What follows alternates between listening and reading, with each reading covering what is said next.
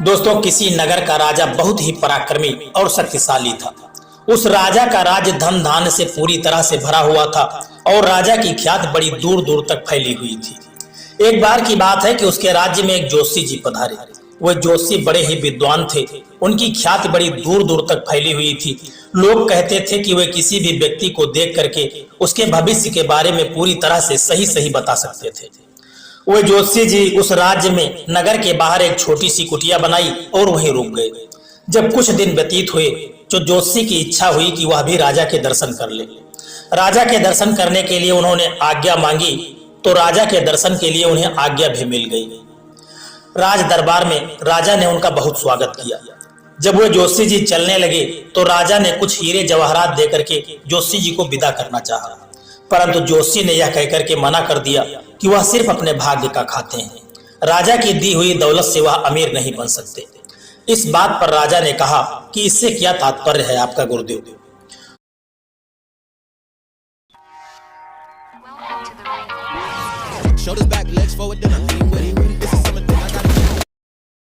कोई भी व्यक्ति अपनी किस्मत और मेहनत से गरीब और अमीर होता है। यदि राजा भी किसी को अमीर बनाना चाहे तो नहीं बना सकता। राजा की दौलत भी उसके हाथ से निकल जाएगी। यह सुनकर के जोशी की बात राजा को बड़ा क्रोध आ गया। उन्होंने कहा कि गुरुदेव, आप किसी का हाथ देखकर यह बताइए कि उसकी किस्मत में अमीर बनना लिखा है या गरीब। मैं उसको उलट करके दिखा दूंगा। राजा ने यह बात जब कही तो जोशी ने कहा, ठीक है, आप ही किसी व्यक्ति को बुलाइए, मैं बताता हूं कि उसका भाग्य और भविष्य कैसा होगा। जोशी ने शांतिपूर्वक बड़े ही प्यार से उत्तर दिया। राजा ने अपने मंत्री को चुपचाप कुछ आदेश दिया और कुछ ही देर के बाद एक व्यक्ति को वहां पर बुलाया गया। जोशी के सामने उसको हाजिर कर दिया गया। जोशी ने बड़े ध्यान से उस व्यक्ति का निरीक्षण किया, उसका माथा देखा और फिर हाथ देख करके कहा कि यह व्यक्ति गरीबी में इसने जन्म लिया है और जिंदगी भर इसको गरीब ही रहना है। इसे खेतों और पेड़ों के बीच कुटिया में रहने की आदत है और यह वहीं रहेगा। राजा जब यह बात सुनी राजा ने तो वह बड़े आश्चर्य में पड़ गया। उसने कहा कि आप ठीक कहते हैं, यह सजा धजा व्यक्ति, यह नौजवान महल के राजसी वस्त्र पहन करके जरूर आया है, परंतु वास्तव में यह महल के बागों की देखभाल करने वाला एक गरीब माली है। परंतु गुरुदेव, 1 वर्ष के भीतर मैं इसे अमीर बना दूंगा। यह जिंदगी भर गरीब नहीं रह सकता, मैं इसको अमीर बनाऊंगा। राजा का घमंड देख करके जोशी ने कहा कि ठीक है महाराज, आप पूरा प्रयास कर लीजिए और प्रयत्न करके देख लीजिए, मुझे आज्ञा दीजिए। और इस तरह से वह जोशी उस राज्य से चले गए। राजा ने अब अगले दिन माली को बुला करके एक पत्र दिया और साथ में यात्रा करने के लिए कुछ धन दिया। फिर उससे कहा कि यहाँ से 100 कोस दूर पर एक नगर पड़ता है, उस गांव में मेरे एक परम मित्र रहते हैं, तुम वहां चले जाओ और उन्हें यह पत्र दे दो और जैसा भी वहां पर होगा यह तुम मुझे बताना। यह सुन करके उसका चेहरा लटक गया। वह पत्र लेकर के अपनी कुटिया में आ गया और सोचने लगा कि यहाँ तो पेड़ों की थोड़ी बहुत देखभाल करके दिन भर आराम करता हूँ, इतनी गर्मी में इतनी दूर जाना पड़ेगा। परंतु राजा की आज्ञा थी, इसलिए अगले दिन सुबह वह राज्य से निकल पड़ा पत्र को लेकर के। 2 गांव पार करते करते वह बहुत थक चुका था और धूप भी सर पर चढ़ने लगी थी। इसी कारण उसे भूख और प्यास की जोर से चिंता होने लगी थी। वह उस गांव में बाजार से भोजन लेकर के एक पेड़ के नीचे खाने बैठ गया। अभी आधा भोजन ही कर पाया था कि उसका एक मित्र जो खेती ही करता था वह मिल गया। उस व्यक्ति ने अपनी परेशानी अपने मित्र को बता दी। सुन करके वह मित्र उसका हंसने लगा, बोला, इसमें परेशानी की कौन सी बात है, राजा के काम से जाओगे, खूब आवभगत होगी।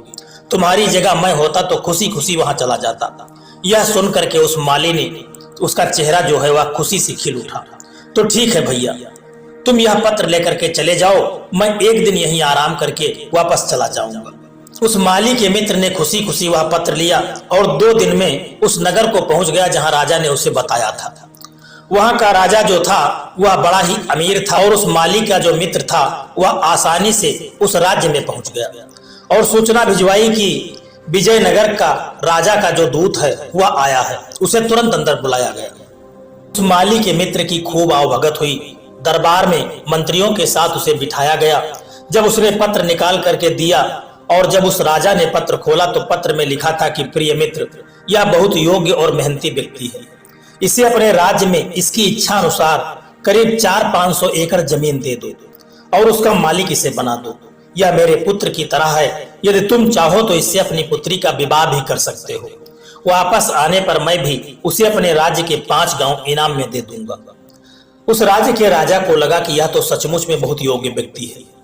उसने अपनी पुत्री व पत्नी से सलाह करके अपनी पुत्री का विवाह उस व्यक्ति से कर दिया जो माली का मित्र था, और चलते समय उसको ढेरों हीरे जवाहरात देकर के उस राजा ने विदा किया। उधर वह आलसी माली थका हारा अपनी कुटिया में पहुंचा और जाकर के वहीं सो गया। 2 दिन तक वह सोता रहा। फिर सुबह उठकर पेड़ों में पानी देने लगा। सुबह जब राजा अपने बाग में घूमने के लिए निकला तो उस माली से पत्र के बारे में पूछा। माली ने डरते डरते सारी बात राजा को बता दी। यह सुनकर के राजा को बहुत क्रोध आया और साथ ही ज्योतिषी की भविष्यवाणी की भी उसे याद आ गई। परंतु राजा ने सोचा कि कहीं भूल चूक भी हो सकती है, इसलिए एक बार फिर से प्रयास करके देखना चाहिए कि माली को धनी किस प्रकार बनाया जाए। 3-4 दिन के बाद माली राजा का गुस्सा कम करने की इच्छा से खेत में बड़े बड़े तरबूज तोड़ करके लेकर के आया और बोला कि सरकार, इस बार फसल बहुत अच्छी हुई है, देखिए खेत में कितने बड़े बड़े तरबूज हुए हैं। उसकी बात को सुनकर के राजा बहुत खुश हो गया। उसने चुपचाप अपने मंत्री की तरफ इशारा किया। मंत्री एक बड़ा तरबूज लेकर के अंदर चला गया और उसे अंदर से खोखला करके उसमें हीरे और जवाहरात भरवा करके ज्यों का त्यों चिपका करके उसको ले आया। राजा ने माली से कहा कि हम आज तुमसे बहुत खुश हुए हैं, तुम्हें इनाम में हम यह तरबूज देते हैं। यह सुन करके माली का चेहरा फिर से लटक गया। वह सोचने लगा कि राजा ने इनाम दिया भी तो क्या दिया। वह बड़े उदास मन से तरबूज लेकर के जा रहा था। तभी उसका परिचित एक व्यक्ति मिल गया। वह बोला, क्यों भाई इतने उदास होकर तरबूज लिए कहाँ जा रहे हो? वह माली बोला, क्या करूं, बात ही कुछ ऐसी है, आज राजा मुझसे बहुत खुश हो गए पर इनाम में यह तरबूज दे दिया। भला तरबूज भी इनाम में कोई देने की चीज है, मैं इसे किसे खिलाऊंगा, इतना बड़ा तरबूज। उसका मित्र बोला कि निराश क्यों होते हो भाई, इनाम तो इनाम होता है, मुझे ऐसा इनाम मिलता तो मेरे बच्चे खुश हो जाते। उसने कहा कि तो फिर ठीक है, तुम ही ले लो यह तरबूज। और वह तरबूज को लेकर के उस व्यक्ति को दिया तरबूज और अपनी कुटिया में वह वापस चला गया। अगले दिन जब राजा ने उस माली से पूछा कि फिर वही फटा हाल देखा तो पूछा, क्यों तरबूज खाया कि नहीं? उस माली ने सारी बात चुपचाप राजा को बता दी। राजा को माली पर बड़ा क्रोध आया, पर क्या कर सकता था। अगले दिन माली ने अपने मित्र को बड़े अच्छे अच्छे कपड़े पहने बग्घी में जाते हुए देखा तो उसके आश्चर्य का ठिकाना न रहा। माली ने अचानक धनी बनने का राज जब अपने मित्र से पूछा तो उसने तरबूज का सारा किस्सा बता दिया। सुन करके उस माली जो था उसको बड़ा दुख हुआ और वह हाथ मल के रह गया। उसने सोचा कि इतना अच्छा चांस मेरे हाथ से निकल गया। तभी उसने देखा कि किसी राजा की बारात आ रही है। उसके पास जा करके जब पता किया तो पता लगा कि कोई राजा अपनी दुल्हन को ब्याह करके ला रहा है। ज्यों ही उसने राजा का चेहरा देखा तो उसके होश उड़ गए। उसने देखा कि राज सवारी पर बैठा उसका मित्र था जिसको उसने पत्र लेकर के भेजा था। अगले दिन उसका मित्र जब उससे मिलने आया तो उसे पत्र की सारी सच्चाई पता लगी, परंतु अब वह क्या कर सकता था। राजा ने भी किस्मत के आगे हार मान ली और सोचने लगा कि जोशी ने सच ही कहा था कि राजा भी गरीब को अमीर नहीं बना सकता, यदि उसके भाग्य में गरीब रहना लिखा है। अब राजा ने जोशी को बहुत ढूंढवाया पर उसका कहीं पता नहीं चला। दोस्तों, समय से पहले और भाग्य से अधिक किसी को कुछ भी नहीं मिलता। मनुष्य का वही है जो उसे अपनी मेहनत से कमाया है उसने। कोई भी व्यक्ति अपनी किस्मत और मेहनत से गरीब या अमीर होता है। दोस्तों, इस कहानी को सुनाने का मकसद मेरा यह बिल्कुल नहीं है कि आप कर्म करना बंद कर दें और भाग्य के सहारे बैठे रहें। दोस्तों, भाग्य आपके लिए एक ताला के समान है जिसकी चाबी कर्म है। जब तक आप कर्म रूपी चाबी अपने भाग्य के ताले में नहीं लगाएंगे तब तक वह आपकी किस्मत का ताला खुलेगा नहीं। दोस्तों, इसलिए व्यक्ति को भाग्य के सहारे न बैठ करके कर्म करना चाहिए। दोस्तों, यह कहानी आपको कैसी लगी है एक प्यारा सा कमेंट करके जरूर बताना, और यदि वीडियो आपको पसंद आया है, अच्छा लगा है तो वीडियो को एक लाइक करके चैनल को सब्सक्राइब करने की भी कृपा कर देना।